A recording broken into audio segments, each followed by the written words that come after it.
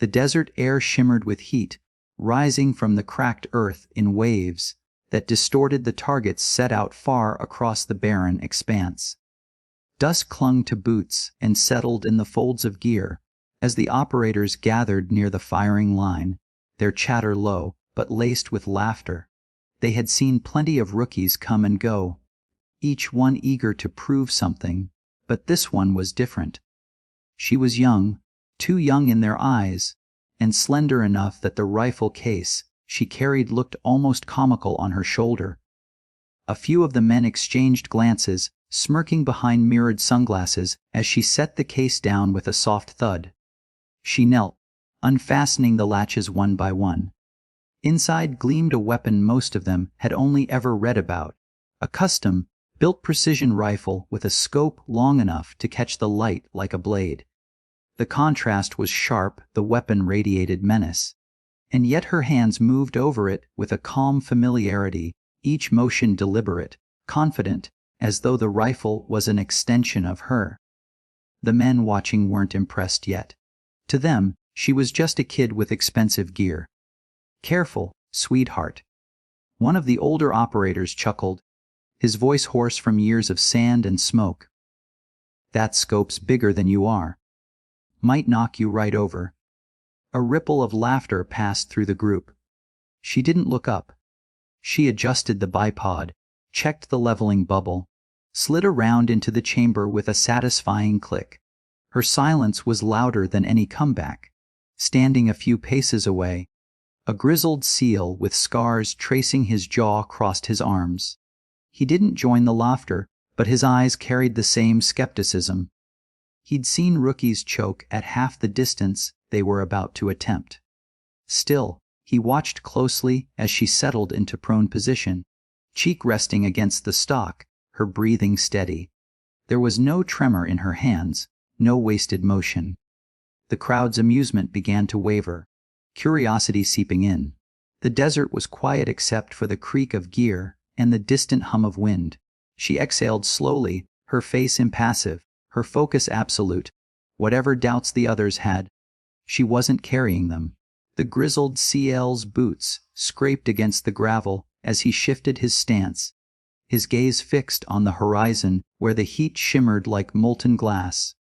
He raised a calloused hand and pointed, not at the standard steel targets set at ranges the others trained for, but far beyond. At first glance, there was nothing to see, only the endless stretch of desert that blurred into the sky.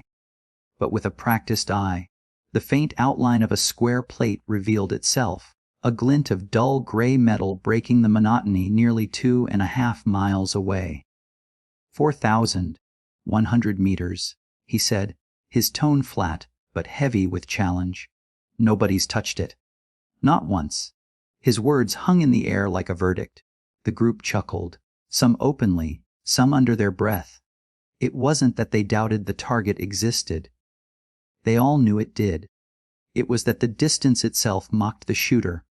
At such range, the Earth's rotation mattered. Mirage would bend light, and even the faintest shift of wind could send a round hundreds of feet off course. It was a shot that existed more in legend than in practice. To them, it was a fool's errand. The young woman lifted her eyes, just enough to meet the CL's stare. There was no defiance in her look, no cocky grin, just a quiet acknowledgement, as if she'd heard a language she already spoke. She nodded once, a simple acceptance of the challenge, and lowered herself fully into the sand. A younger operator snorted. "She doesn't even flinch. Thinks it's easy." He elbowed his buddy, who grinned back. But the smirk on the older CL's face was different. His wasn't amusement, it was curiosity. He had thrown down the gauntlet before plenty of sharpshooters, most of them men twice her age, and watched them crumble under the weight of the distance. He wanted to see if she would crack too. She didn't rush. She adjusted her rifle a hair to the left, slid her body into perfect alignment behind the barrel, and began scanning the terrain through her scope. Heat distortion rippled the target until it looked like a ghost. She measured the mirage with her eye. as though it was a puzzle she'd solved before. Around her, the laughter faded into murmurs. No one wanted to admit it. But something about the way she moved made them uneasy. Like she wasn't there to prove them wrong, only to prove herself right. The desert seemed to hold its breath. Even the faint chatter of the operators died away as the young sniper settled into position, her body molding into the sand as though she belonged there. The rifle was steady, its bipod dug deep into the grit, and her cheek rested against the stock with a calm intimacy that spoke of countless hours of practice. One gloved hand cradled the grip, her index finger hovering just outside the trigger guard, while the other adjusted the windage dial on her scope by the smallest increments. Every movement was purposeful, precise, and quiet enough to make the men behind her shift uncomfortably. Through her scope, the world was transformed. The horizon flattened into sharp relief, every ripple of heat visible as waves that bent and warped the target in the distance. The iron plate wasn't just a speck anymore. It was a ghost wavering at the edge of existence, fighting to vanish in the mirage. She measured it against the reticle, calculating holdover, dialing elevation for a distance most of the men couldn't even fathom. Numbers filled her head like a litany bullet drop. Wind at different strata, barometric pressure, spin drift, Coriolis effect. She didn't need pen and paper. It was muscle memory, instinct layered over science. Behind her, the SEAL crossed his arms and leaned slightly forward. His eyes narrowed, studying the girl who had brushed aside every taunt without a word. He'd expected hesitation, maybe nerves. Instead, he saw the slow, deliberate calm of someone who lived in this silence, someone who had made peace with the impossible long before being asked to prove it. The others shifted their weight, exchanging glances, their earlier laughter dying into uneasy quiet. A single bead of sweat slid down the side of her temple, but she didn't flinch. Her breathing was steady, controlled inhale, pause, exhale. She waited for her heart to settle, for her pulse to slip into rhythm with the desert itself. Time stretched thin. The world outside her scope didn't matter. The voices faded, the heat became irrelevant, and even the grizzled SEAL with his skepticism was nothing more than background noise. In that narrow tunnel of glass, it was only her, the rifle, and the distant target flickering like a mirage of destiny. The trigger broke with a sound that seemed to split the desert open. The rifle bucked against her shoulder, a deep, thunderous crack that rolled outward in concentric waves, scattering a flock of birds from a scrub tree half a mile away. Dust plumed from the muzzle brake, curling in the dry air before settling back into silence. For a moment, there was nothing, just the echo of power fading into the horizon. All eyes lifted toward the invisible line stretching across the desert floor. Time elongated.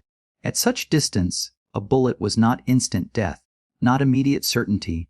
It was a test of patience. 1 second, 2, 3.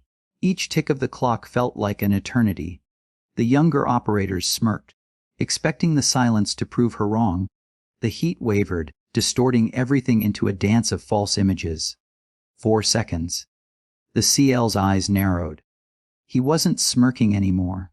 He knew enough about extreme long-range shots to understand that the bullet was still in flight, carving its invisible path across layers of wind, gravity, and shifting temperature.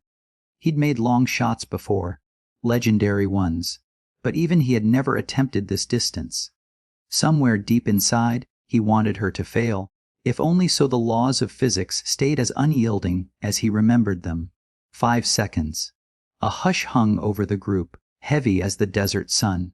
The silence itself became unbearable, like the whole world was waiting for a verdict.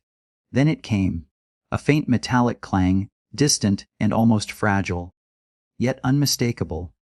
A tiny puff of dust lifted from the base of the target. For an instant, nobody reacted. They weren't sure they had heard it, weren't certain their minds weren't playing tricks on them. But the spotter, squinting through binoculars, let out a strangled gasp. She hit it. His voice cracked, half disbelief, half awe. She actually hit it. Shock rippled through the group.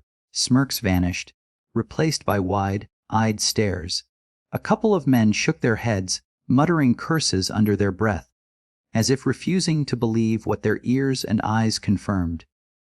The young woman finally lifted her cheek from the stalk, her expression calm, her breathing steady, no smile, no triumph, just the same quiet focus as before the shot, as though hitting the impossible was nothing more than the natural conclusion to her preparation. Behind her, the CL exhaled slowly. For the first time, his hardened features betrayed something rarer: respect. The dust was still drifting lazily in the air when she rolled her shoulders back and began the careful process of clearing her weapon. She moved with the same patience she had shown before the shot, ejecting the spent casing, checking the chamber, and resting the rifle across the sand as though it were a trusted companion rather than a machine. The murmurs behind her grew louder now, disbelief mingling with awe, but she didn't turn to acknowledge them. Their opinions had never mattered. The only truth she needed had already rung out in metallic echo from miles away. The group of operators stood in a loose semicircle, staring at her like they were seeing her for the first time. The cocky smiles were gone. Their bravado had dissolved into something quieter, something they didn't want to admit. Respect wrapped in humility. A few of them avoided her gaze, kicking at the dirt, unwilling to meet the eyes of the person they had doubted so openly only minutes ago. Bootsteps cut through the silence. The grizzled CL approached, each step deliberate, the weight of his presence heavy in the still air. The others instinctively shifted back, giving him room as he came to stand directly before her. He studied her in silence, his shadow falling across her where she knelt. For a long moment, neither spoke. The desert wind picked up, carrying the scent of hot earth between them. Finally, he crouched slightly, leveling his eyes with hers. His face was lined with years of hardship, his jaw set like stone, yet in his gaze there was no condescension left, only acknowledgement. He let the silence linger just a second longer before his voice broke through, low and steady. "They said you were too young," he murmured. "But out there," he tilted his head toward the far horizon, "you proved something most men wouldn't even dare to try." She met his stare with calm eyes, neither gloating nor shrinking away. Her expression was unreadable, but the steadiness of her gaze spoke louder than any words. She wasn't chasing approval. She didn't need it. Yet in that moment, the respect of the veteran mattered in a way that the laughter of the others never had. He extended his hand, rough and scarred, a soldier's hand. Slowly, deliberately, she reached up and took it. The grip was firm, steady, equal. Around them, silence held. No cheers, no applause. Only the unspoken recognition that a boundary had been crossed and the impossible had been made real.